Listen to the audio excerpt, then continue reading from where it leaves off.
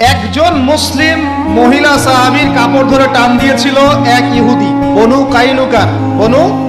কাইনুকার। ওই দৃশ্য দেখেছিলেন একজন তরুণ সাহাবী তোমাদের মতো। ওই সাহাবী বাজারে একা ছিলেন, আর মুসলমানরা ছিল না, উনি একাই ছিলেন ওখানে। আর একজন মুসলিম বোনকে এভাবে টিস করেছে, কাপড় ধরে টান দিয়েছে, লজ্জাস্থানের কিছু অংশ উন্মুক্ত হয়ে গেছে কাপড়। কথা বুঝতে পারেন? এখন আমাদের সেই বোনেরা নিজেরাই কাপড় খুলে ঘুরে বেড়ায়। এবার ওই মুসলিম সাহাবী, তোমরা ভালো করে শোনো, ওই মুসলিম তরুণ সাহাবী মদিনায় ফিরে গিয়ে রাসূলকে জিজ্ঞাসা করারও প্রয়োজন মনে করেন নাই, রাসূলকে জানানোরও প্রয়োজন মনে করেন নাই।